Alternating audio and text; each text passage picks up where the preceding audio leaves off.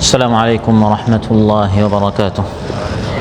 الحمد لله الذي أنزل على عبده الكتاب وهزم وحده الأحزاب، وأشهد أن لا إله إلا الله وحده لا شريك له رب الأرباب ومسبب الأسباب وخالق الناس من تراب، وأشهد أن سيدنا ونبينا محمدًا عبد الله ورسوله كان خلقه الكتاب ورأيه الصواب وقوله فصل الخطاب.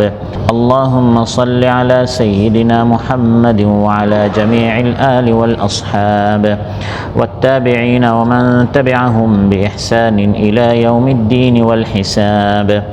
أما بعد فأعوذ بالله من الشيطان الرجيم. بسم الله الرحمن الرحيم.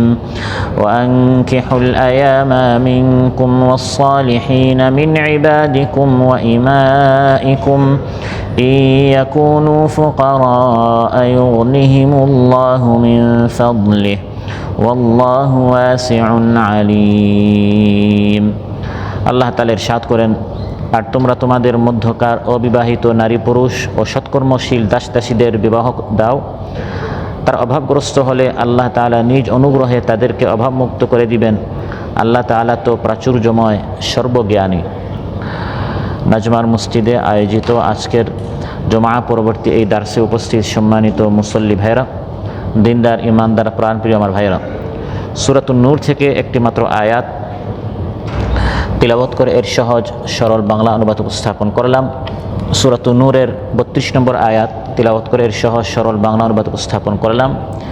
এই আয়াতের শেষাংশ নিয়ে আজ আমরা আলোচনা উপস্থাপন করব, যেখানে আল্লাহ তাআলা বিবাহে আবদ্ধ হলে, বিবাহ করলে যে আল্লাহ তাআলা বারাকাহ দান করেন, রহমত আল্লাহ তাআলা দান করেন, এই বিষয়ে আমরা আজ আলোচনা উপস্থাপন করব ইনশাআল্লাহ। সম্মানিত ভাইরা, ইসলাম হচ্ছে পরিপূর্ণ একটি জীবন বিধান। ইসলাম যেরকম আমাদেরকে নামাজ শিখিয়েছে, সিয়াম শিখিয়েছে, যাকাত শিখিয়েছে, হজ শিখিয়েছে, তিলাওয়াত শিখিয়েছে, ঠিক তেমনিভাবে ইসলাম আমাদেরকে মুআমালাত, মুআশারাত, আখলাক, লেনদেন, বৈবাহিক জীবন, পারিবারিক জীবন, সাংসারিক জীবন, সামাজিক জীবন, সব বিষয়ে ইসলাম আমাদেরকে দিক নির্দেশনা দিয়েছে। মানুষের একটি জৈবিক চাহিদা রয়েছে। মানুষ যখন ক্ষুধার্ত হয় তখন মানুষ খাবার চায়, আর মানুষ তার একটি জৈবিক চাহিদা হচ্ছে যে তার যৌন কামনাটি সে পূর্ণ করতে চায়। ইসলাম এই বিষয়ে আমাদেরকে দিক নির্দেশনা দিয়েছে। আমরা জানি যে কিছু ভ্রান্ত আদর্শ রয়েছে, যারা বেশ ধরে থাকে যে দুনিয়ার সাথে তাদের কোনো সম্পর্ক নেই, কিন্তু মাঝে মধ্যে তাদের অনেক কিছু ফাঁস হয়ে যায় যে গোপনে তারা কিভাবে অশ্লীলতার সাথে জড়িয়ে যায়। কারণ এটি হচ্ছে মানুষের জৈবিক চাহিদা, এটি পূরণ করতে হবে। ইসলাম আমাদেরকে দিক নির্দেশনা দিয়েছে যে এই চাহিদাটি অবৈধভাবে পূরণ না করে বৈধভাবে হালাল পন্থায় কীরকম এটি পুরা করতে হয়। ইসলাম আমাদেরকে সেই হিদায়াত, ইসলাম আমাদেরকে সেই পথ দেখিয়ে দিয়েছে। যৌন চাহিদাটি পূরণ করার জন্য ইসলাম আমাদেরকে যে পথ দেখিয়ে দিয়েছে সেটি হচ্ছে বিবাহ, সেটি হচ্ছে জাওয়াজ, নিকাহ। এই বিবাহ হচ্ছে সকল নবী রাসূলদের সুন্নত। কোনো নবী, কোনো রাসূল এমন ছিলেন না যে দুনিয়ার আমার কোনো দরকার নেই, নারীদের কাছে যাওয়া এটি হচ্ছে একটি দুনিয়াদারি কাজ, এগুলো আমি করি না, আমি শুধু আখিরাত, নামাজ রোজার জন্য আমি এসেছি, নারীদের সাথে আমি কোনো ধরনের বিবাহে আমি আবদ্ধ হব না, এই ধরনের নবী রাসূলরা ছিলেন না। বরং কোরআনের মধ্যে আল্লাহ তাআলা ইরশাদ করেন, ওয়ালাকাদ আরসালনা রাসূলাম মিন ক্বাবলিকা ওয়া জাআলনা লাহুম আজওয়াজান ওয়া যুররিয়্যাহ। হে নবী, নিশ্চয় আমি আপনার আগে রাসূলদেরকে পাঠিয়েছি এবং তাদের প্রত্যেকের স্ত্রী ছিল, এবং তাদের স্ত্রী ছিল এবং তাদের আওলাদ, সন্তান ছিল। তাহলে স্ত্রী থাকা, সন্তান থাকা, এটি হচ্ছে নবীদের একটি সুন্নত, এটি হচ্ছে নবীদের একটি সুন্নত। বরং প্রথমেই যখন আল্লাহ তাআলা মানুষ সৃষ্টি করেছেন, আদম আলাইহিস সালামকে সৃষ্টি করেছেন, তখনই আল্লাহ তাআলা এই বিষয়টা খেয়াল করেছেন। আদম তো মানুষ, তার এই চাহিদা পূরণ করার জন্য তার স্ত্রী দরকার।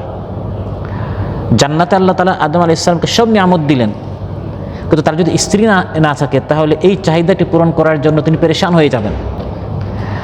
তাই আল্লাহ তাআলা আদম আলাইহিস সালামকে জান্নাতে তাকে দাখিল করাবার আগে, পাঠানোর আগেই আল্লাহ তাআলা স্ত্রী ব্যবস্থা করলেন। আর আদম আলাইহিস সালামকে আল্লাহ তাআলা বলে দিলেন, ওয়া আদম উসকুন আনতা ওয়া যাওজুকাল জান্নাহ, হে আদম জান্নাতে তুমি আর তোমার স্ত্রী বসবাস করো। সুবহানাল্লাহ।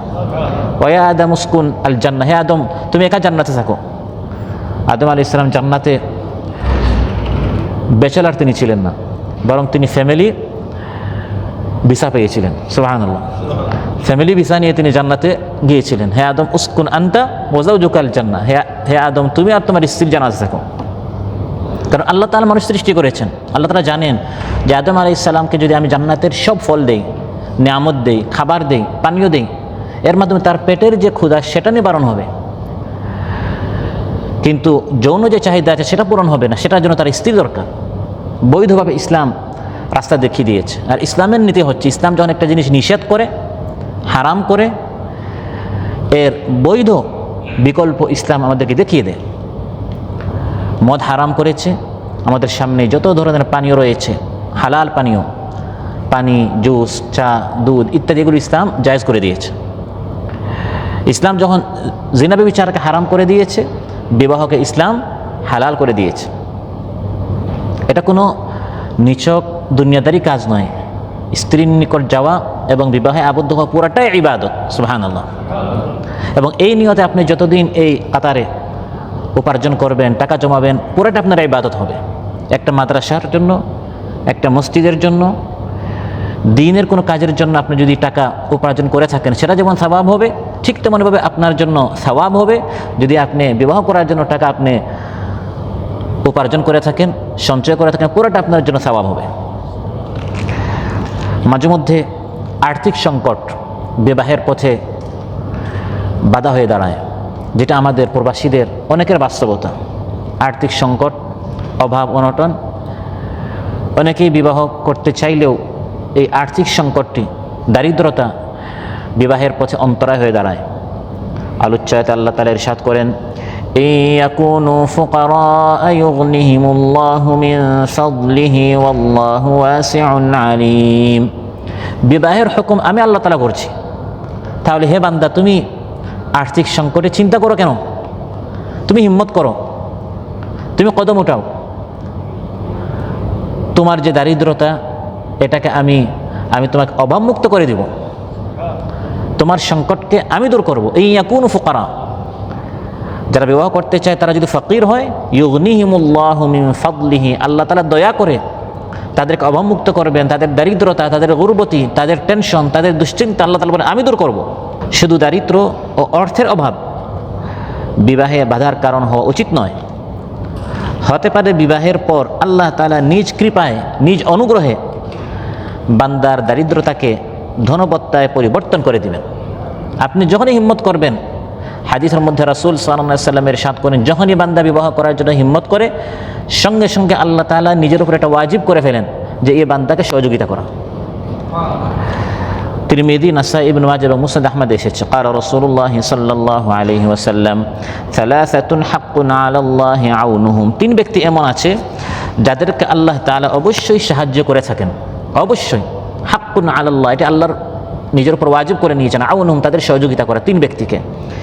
এক, আন্নাকিহু ইউরিদুল আফাফ, বিবাহকারী যে পবিত্র থাকার ইচ্ছা করে। ফিতনা, সয়লাব এমন একটি সমাজ, এমন জামানায় এক ব্যক্তি নিজেকে পবিত্র রাখার জন্য বিবাহ করতে চাইল, আল্লাহ তাআলা বলেন যে এই ব্যক্তিকে সাহায্য করা এটি আমি নিজের উপর ওয়াজিব করে নিলাম। দুই, ওয়াল মুকাতিবু ইউরিদুল আদা, লিখিত কোনো চুক্তিবদ্ধ দাস সে চুক্তিকৃত অর্থ পরিশোধ করার নিয়ত করলো। তিন হচ্ছে ওয়াল গাজী ফি সাবিলিল্লাহ, এবং আল্লাহর রাস্তায় জিহাদকারী, জিহাদ করতে বের হয়েছে, তাকে সাহায্য করা এটি আল্লাহ তাআলা নিজের উপর ওয়াজিব করে নেন। যত ধরনের বাধা আছে, অন্তরায় আছে, প্রতিবন্ধকতা আছে, আল্লাহ তাআলা বলেন এটি সহজ করে নেয়া, আসান করে দেয়া এটি আমার দায়িত্ব।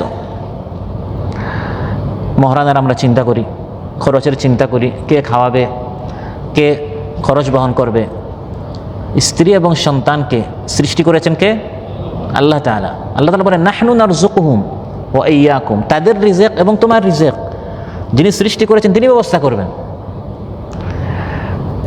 অনেক সময় আল্লাহ তাআলা আপনি ধারণা করেন না, এমন রাস্তা থেকে আল্লাহ তাআলা আপনার মহারানার, আপনার বিবাহের যত বিষয় দেওয়া আছে সব আল্লাহ তাআলা এমন রাস্তা থেকে, এমন একটি পদ্ধতিতে আল্লাহ তাআলা সব আসান করে দিবেন, আপনি শুধু হিম্মত করেন।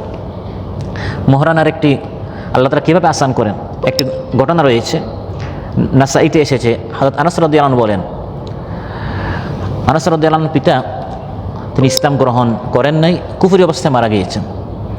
মারা যাওয়ার পর তার মা উম্মে সুলাইম রাদিয়াল্লাহু আনহা তাকে বিবাহ করার জন্য আরেকজন হযরত আবু তালহা রাদিয়াল্লাহু আনহু বিবাহের প্রস্তাব দেন। অর্থাৎ উম্মে সুলাইম ছিলেন আনাস রাদিয়াল্লাহু আনহুর মা, আর আবু তালহা ছিলেন সৎ বাবা।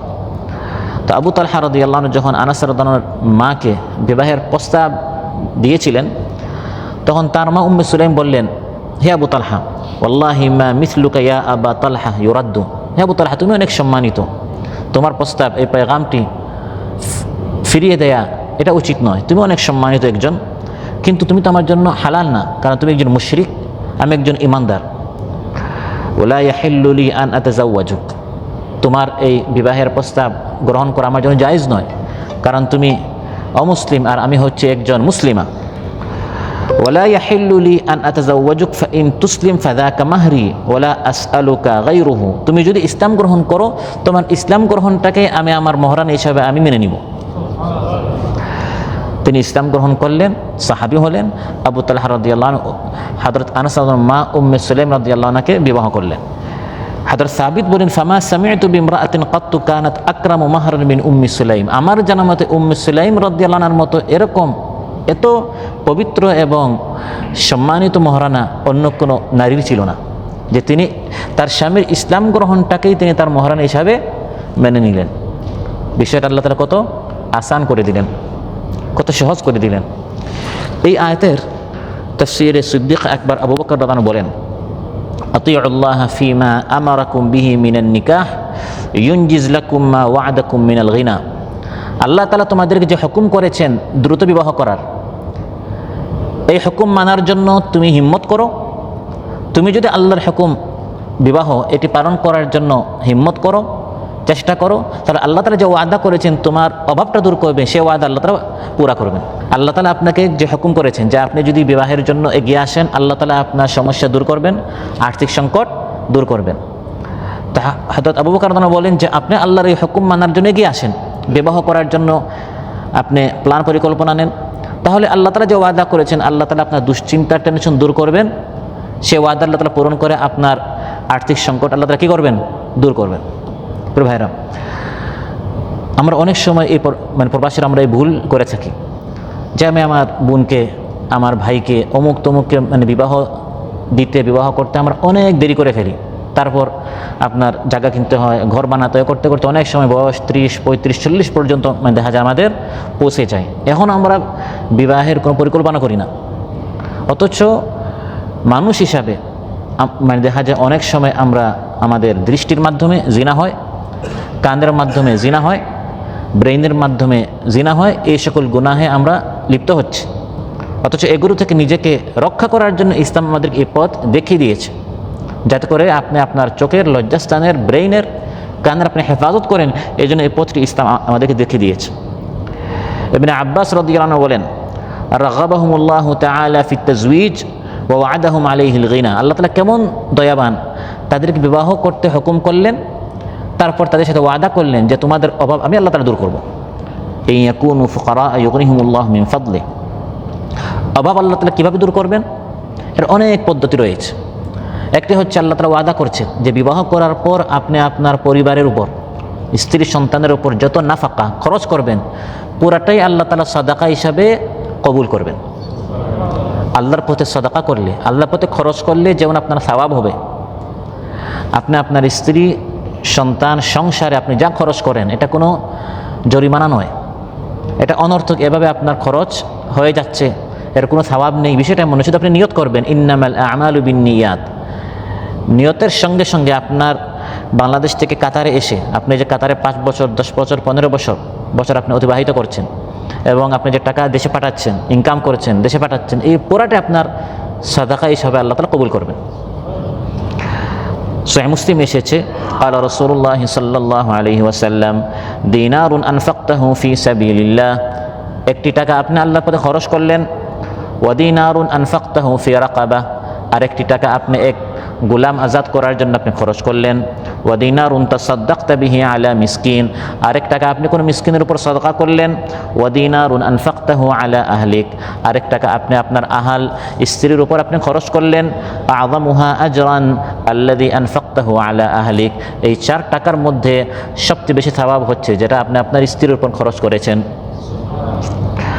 আবার মহানবী সাল্লাল্লাহু আলাইহি ওয়াসাল্লাম ইরশাদ করেন, ওয়া ইন্নাকা লান তুনফিকা নাফাকাতান তাবতাগি বিহা ওয়াজহাল্লাহ ইল্লা উজিরতা আলাইহা হাত্তা মা তাজআলা ফি ইমরাআতিক, আপনি আপনার সংসারে পরিবারের উপর যা খরচ করবেন, ইল্লা উজিরতা আলাইহা, প্রত্যেকটা টাকা রিয়ালের উপর আপনার আজর সওয়াব রয়েছে, হাত্তা মা তাজআলা ফি ইমরাআতিক, এমনকি আপনি আপনার স্ত্রীর মুখে যে লোকমা উঠিয়ে দেন, এটাও শুধু দায়িত্ব হিসাবে আপনি দিচ্ছেন তা নয়, দায়িত্বর পাশাপাশি এটা আপনার জন্য সওয়াব রয়েছে। তাহলে আল্লাহ তাআলা কীভাবে বারাকাহ দিচ্ছেন, আল্লাহ তাআলা কীরকম আপনাকে সচ্ছল করছেন, যে আপনি মনে করতে পারেন যে এই খরচটা আমাকে এমনি করতে হবে, তাহলে এটা আমি আমার হিসাবের মধ্যে রাখছি না, এটা আপনি আপনার হিসাবে রাখবেন যে এই খরচের বিনিময়ে কিয়ামতের দিন আপনি সওয়াব পাবেন, পুরস্কার পাবেন, প্রতিফল পাবেন।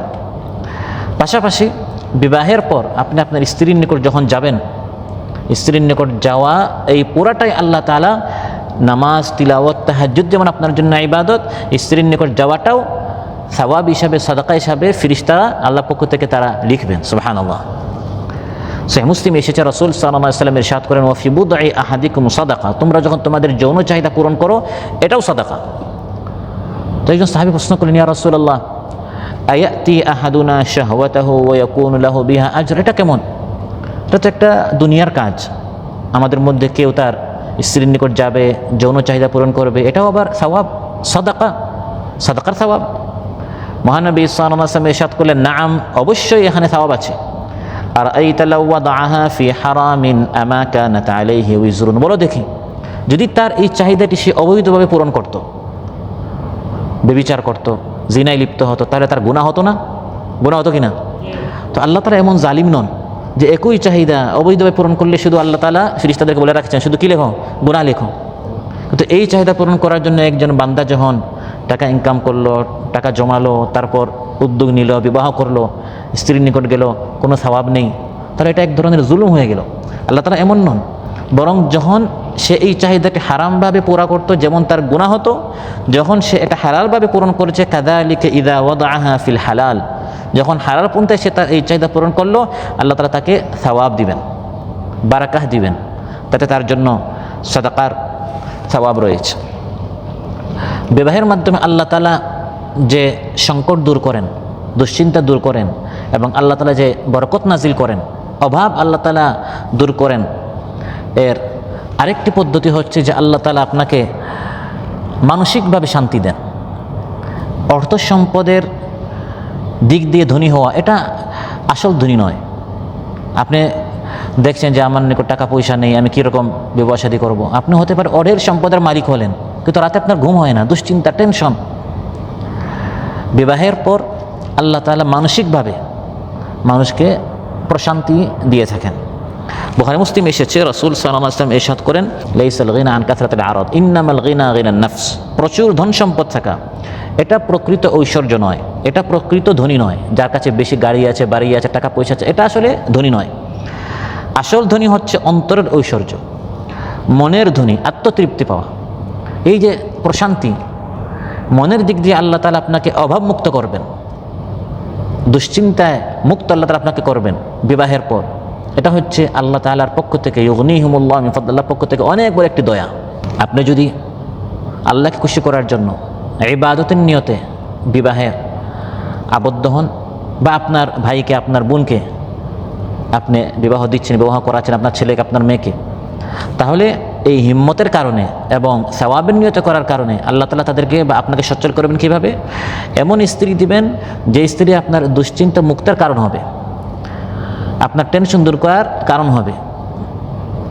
পুরুষ তো একজন মানুষ, পুরোদিন কাজকর্ম করার পর রাতে যখন সে ঘুমাতে চায়, দিন শেষে যখন স্ত্রীর সাথে কথা বলে, স্ত্রী যদি তাকে দুই একটা কথা বলে, তার পুরা দিনের টেনশন দূর হয়, ক্লান্তিটা দূর হয়। মানুষ হিসাবে আল্লাহ তাআলা, আপনি যদি ইবাদতের নিয়তে হিম্মত করে থাকেন, আল্লাহ তাআলা আপনাকে এমন স্ত্রী দিবেন যে আপনার জন্য পোশাকের মতো হবে, কাপড়ের মতো হবে। কোরআনের মধ্যে আল্লাহ তাআলা ইরশাদ করেন, হুন্না লিবাসুল লাকুম ওয়া আনতুম লিবাসুল লাহুন। তোমরা তোমাদের স্ত্রীর জন্য কাপড়ের মতো, পোশাকের মতো, আর তারাও তোমাদের জন্য পোশাকের মতো। পোশাকের কাজ হচ্ছে মানুষের আইব ঢাকা, দুষ্টুটি ঢাকা। আপনার স্ত্রী আপনার অনেক দুষ্টুটি জানে, আপনিও আপনার স্ত্রীর অনেক আইব জানেন, দুষ্টুটি জানেন।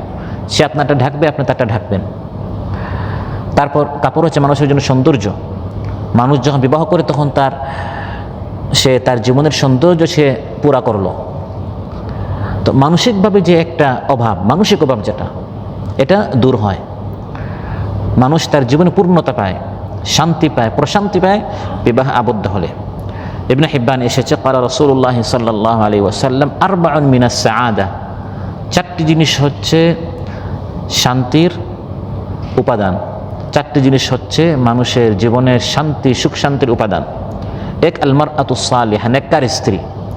দুই, আল মাসকানুল ওয়াসি', প্রশস্ত বাসস্থান। তিন, আল জারুস সালেহ, নেককার প্রতিবেশী। চার, আল মারকাবুল হানি, ভালো বাহন। এই চারটি হচ্ছে মানুষের সুখ শান্তির উপাদান। সব আছে, কিন্তু আপনার প্রতিবেশী যদি খারাপ হয়, আপনার এই সব বাসা বাড়ি, ঘরের গাড়ির সব শান্তি, সব সুখ আপনার নষ্ট করে দেবে এক প্রতিবেশী। আপনি অঢেল সম্পদের মালিক হয়েছেন, স্ত্রী যদি আপনার একটু বাঁকা হয়, কথায় কথায় যদি আপনি তর্ক করে, তাহলে আপনার কোনো শান্তি আছে? এজন্য এই চারটি হচ্ছে প্রকৃত সুখ শান্তির উপাদান। আবার সহিহ মুসলিমে এসেছে, রাসূল সাল্লাল্লাহু আলাইহি ওয়াসাল্লাম ইরশাদ করেন, আদ-দুনিয়া মাতা', এই দুনিয়া পুরোটাই হচ্ছে ভোগ বিলাসের সামগ্রী। ওয়া খায়রু মাতা'id দুনিয়া আল মারআতুস সালিহা, এই দুনিয়ার সবচেয়ে উত্তম সম্পদ, আপনি এই পৃথিবীতে আসার পর সেরা আপনি যা অর্জন করেছেন সেটা হচ্ছে নেককার স্ত্রী, পুণ্যময় স্ত্রী। কোরআনের মধ্যে আল্লাহ তাআলা নেককার স্ত্রীর, নারীদের প্রশংসা করেছেন, ফাস-সালিহাত, তারা হচ্ছে নেককার, যারা কানিতাত, তাদের স্বামীর অনুগত। হাফিজাতুল লিল গায়বি বিমা হাফিজাল্লাহ, স্বামীর অনুপস্থিতিতে তার বিষয়গুলো সে গোপন রাখে, তার টাকা পয়সার হেফাজত করে, তার বিভিন্ন যে বিষয়গুলো আছে সে এগুলো মানে ফাঁস করে না, অন্যের নিকট বলে বেড়ায় না। এই হচ্ছে নেককার স্ত্রী। নেককার স্ত্রীর শ্রেষ্ঠ দৃষ্টান্ত হচ্ছেন হযরত খাদিজাতুল কুবরা রাদিয়াল্লাহু আনহা।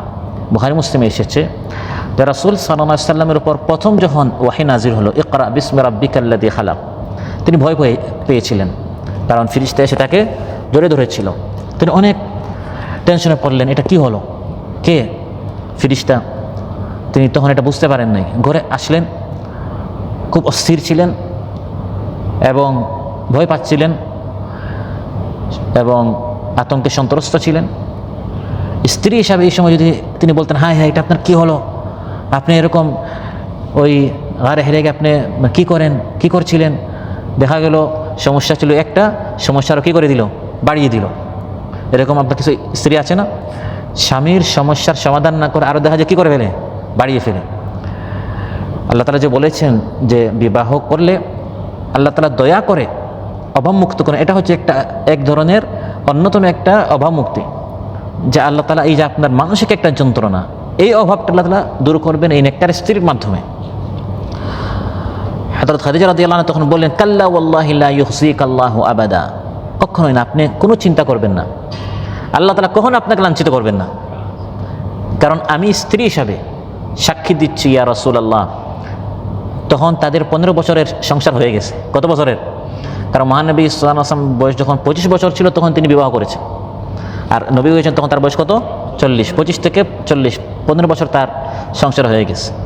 আমাদের 15 বছর সংসারের পর কোন স্ত্রী এমন আছে যে স্বামী সম্পর্কে বলবে, যদি এসে বলি যে আমি এখন নবী হয়েছে, তখন স্ত্রী কী বলবে, যে সবাই তোমাকে নবী, ওলি, দাঈ, আলিম, মৌলানা, ভালো বুজুর্গ হিসেবে চিনলেও আমি স্ত্রী কিন্তু তোমাকে ভালো করে চিনি, অন্য যাই হোক না কেন তুমি কখনো নবী হতে পারো না।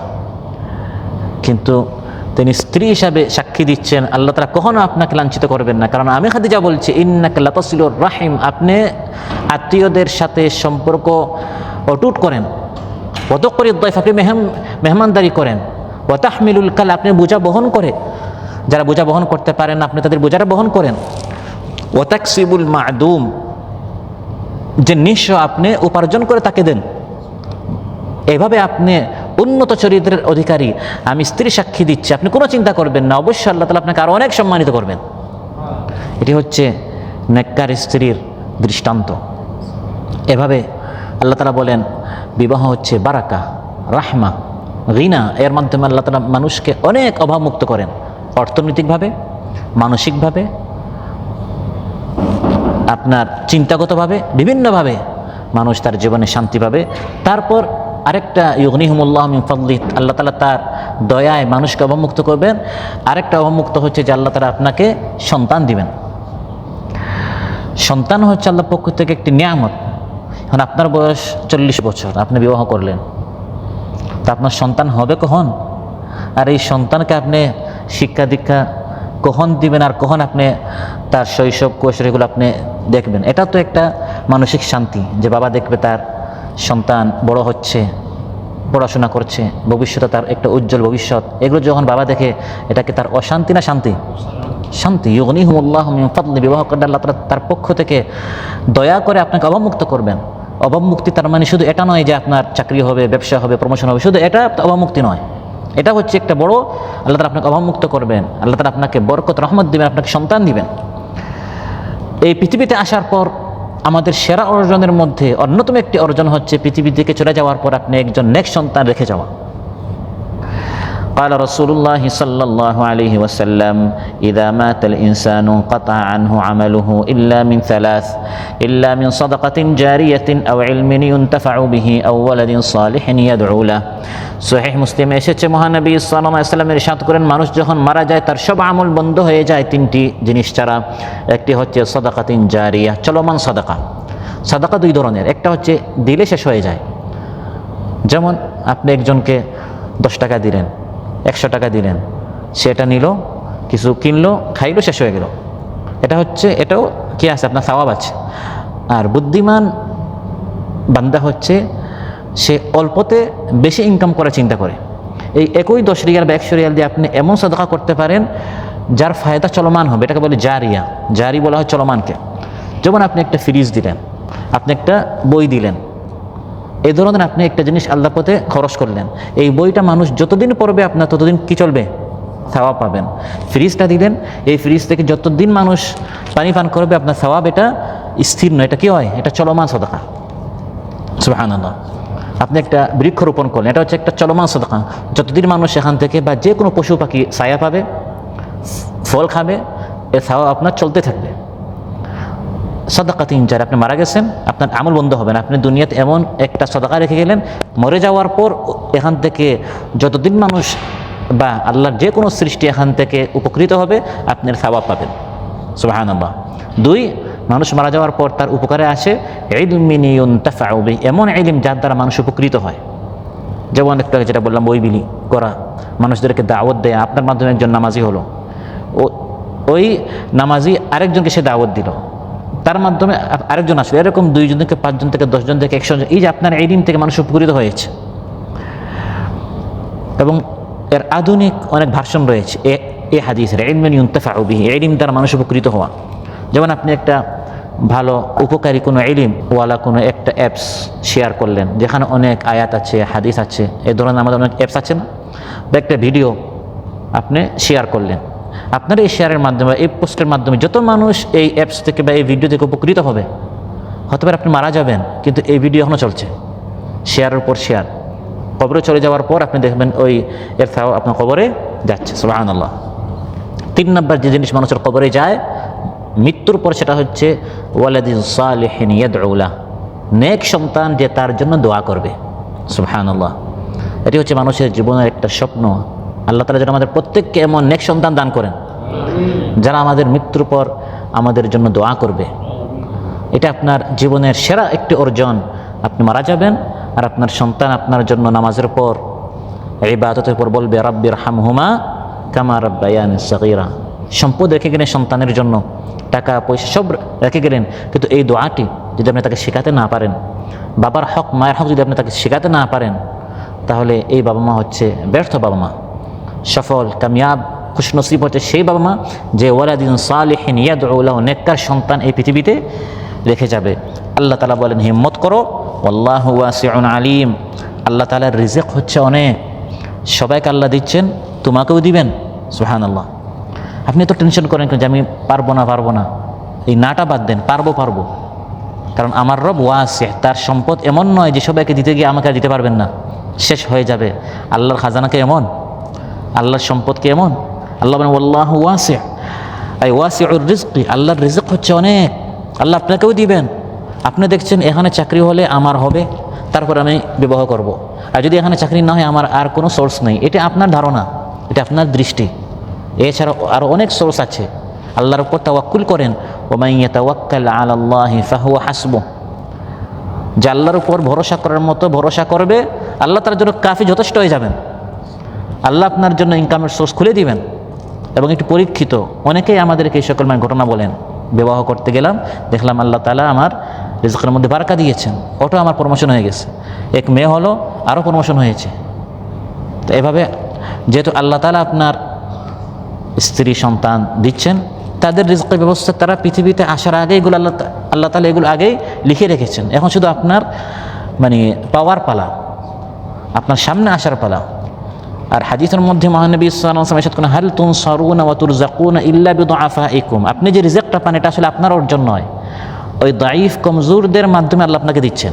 আপনার স্ত্রী অসহায়, সন্তান অসহায়, তাদেরকে কে খাওয়াবে? আল্লাহ তাআলা এই টাকাটা আপনার হাতে তুলে দিচ্ছেন তাদেরকে দেওয়ার জন্য। তাহলে ওই স্ত্রী সন্তানের কারণে আপনার এই প্রমোশনটা হয়েছে, আপনার ব্যবসার উন্নতি হয়েছে ওই দাঈফ কমজোরদের কারণে। কারণ তারা অসহায়, তাদের কোনো রিজিকের সোর্স নাই। তাদের কারণে আপনি দেখছেন যে আমি 8 ঘন্টা 10 ঘন্টা কাজ করার কারণে পেয়েছি। আপনার মতো আরও অনেকে 10 ঘন্টা কাজ করে টাকা পায় না। আপনি পেয়েছেন কেন?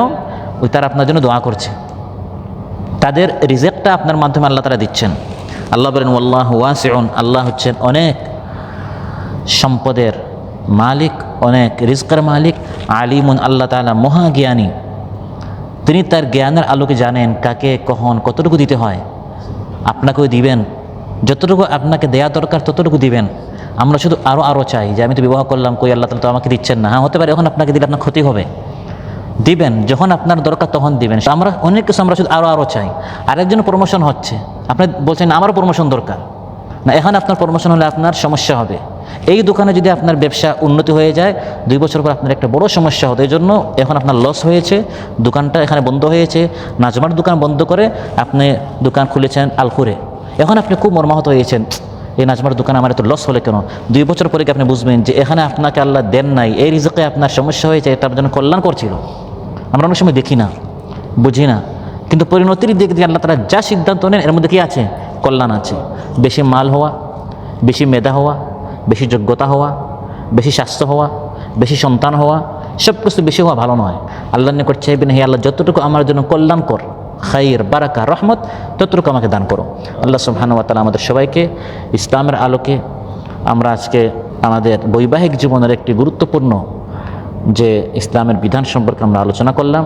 আল্লাহ তাআলা আমাদের সবাইকে আরও বেশি জানার, বুঝার, আমল করার তৌফিক দান করুন।